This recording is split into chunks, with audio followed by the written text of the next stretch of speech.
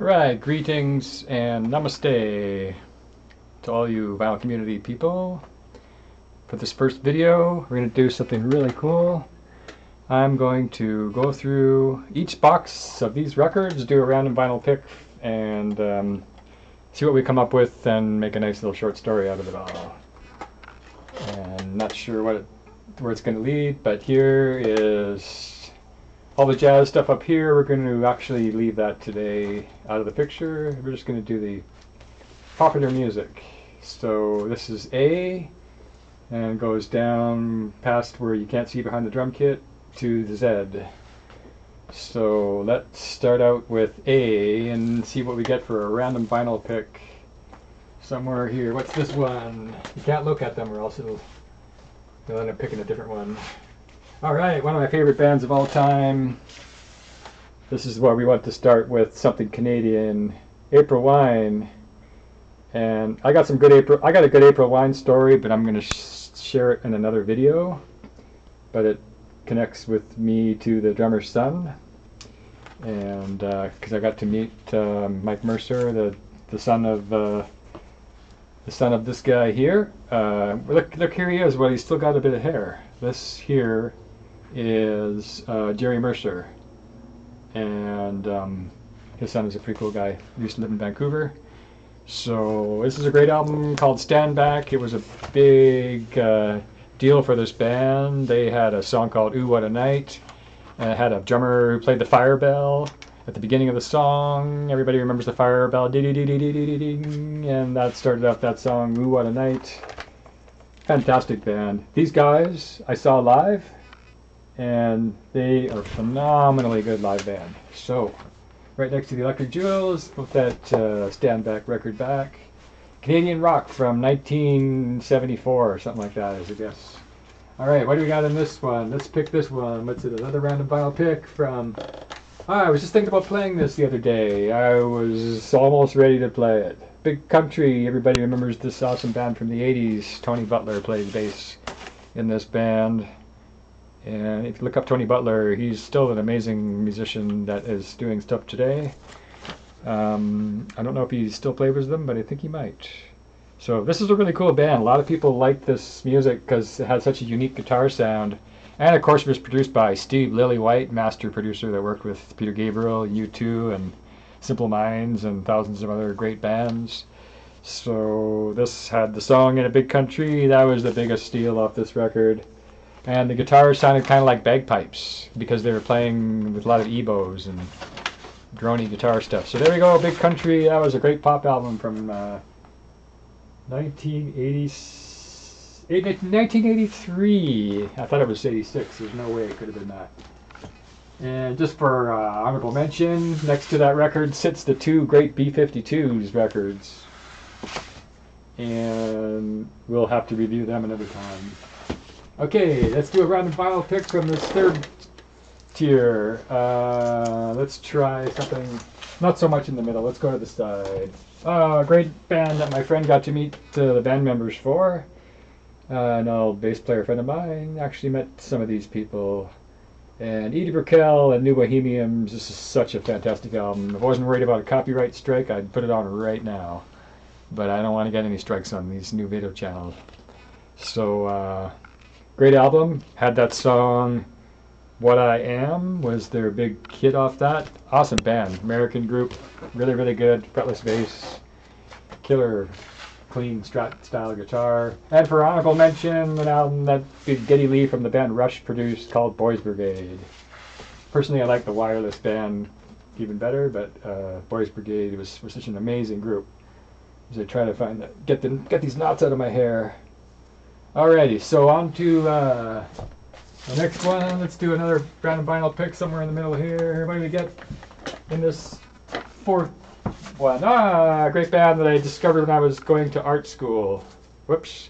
Cocteau Twins. And a really cool album called, oh my god. I'm not even going to try to pronounce the title. It looks Latin or something. That's the title. So that was a really cool band. Cocteau Twins was basically a duo of a guitar player and a bass player and and a singer and a drum machine. So I guess it was 3 people in that band. Alrighty, another vinyl pick, random vinyl pick from this next one. Earth, Wind and Fire, best of. Everybody knows this band. Had Shining Star and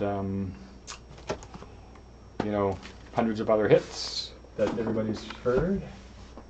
And That's the Way of the World, and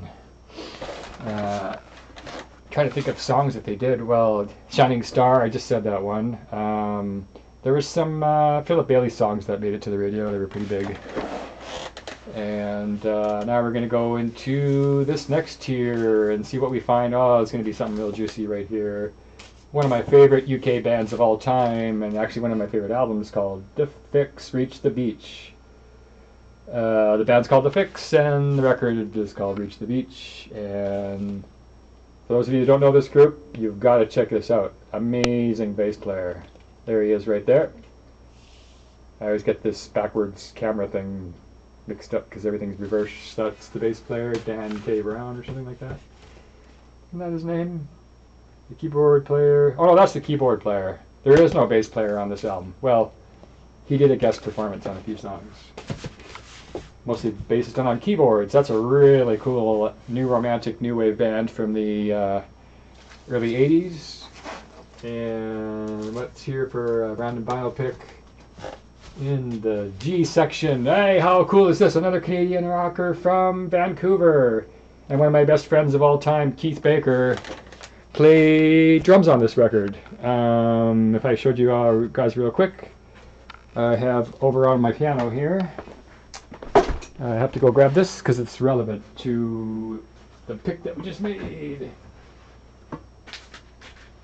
Here we go. This is called Tumbara, and it was produced by myself and Keith Baker. I co-produced 2 songs on this album, but it happens to be half the album. And this is the Tumbara CD that yours truly played on.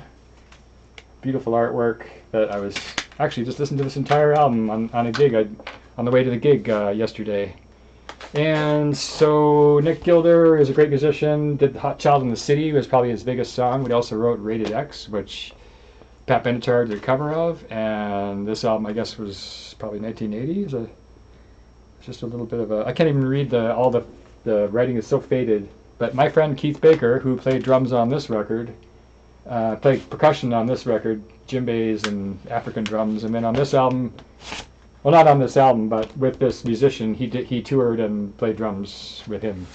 I don't think he was actually on any of the recordings.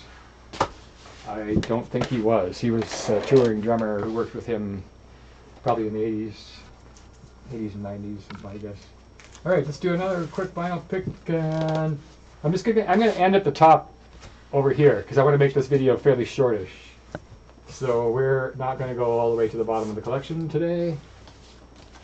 Every vinyl pick should have a Hendrix album in it. I'm so glad that I picked this because I've been really getting into Hendrix again lately. This is the Essential Jimi Hendrix Volume 2. You can kind of see a little bit of his, in that picture, you can see a bit of his Native American roots too. His dad was African American, but I think his mom was Native American. And you can kind of see that in that picture there. What a great guitarist. How can you sum up Jimi Hendrix in a couple of words? It's completely impossible. So let's just show you this really quick. My favorite Jimi Hendrix album of all time, Band of Gypsies. Phenomenal record. Alright, we got a couple more vinyl picks. Let's do something random and really exciting from the middle of this record collection. What's we got here? What's the one that's in the plastic? Really, really great album that I haven't played for years. Billy Joel, Glass Houses. Don't throw records at record houses so they might break. Just kidding. Don't throw stones at glass houses like he's about to there, because they say that's where the trouble starts. So there we are, Billy Joel. It's actually one of my favorite Billy Joel albums because it's got almost every song was a big giant hit on the radio, and oh, I can't believe it. I was hoping maybe I'd pull a King Crimson and get some really juicy prog, but I pulled this record. Well, these are the things I have in my collection that sometimes I never play. But I have played this record and actually quite like it. I don't like it as much as the aforementioned Kiss Alive, which is really like probably my favorite Kiss album of all time, because some of the versions of these songs that came off these 3 albums here are phenomenally great versions, and not to mention Peter Criss played one of the best drum solos ever on that. So there you go. There's 1, 2, 3, 4, 5, 6, 7, 8, 9, 10.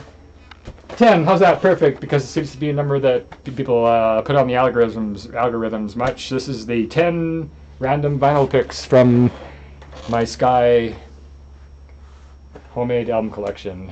So I've got a couple of friends who are in there, but they're in the other room. So let's just get back to stopping the video here before my computer decides to go blank. Okay, peace, one love. See you on the next one. I'll have to get the camera angle adjusted better next time. Sorry about that.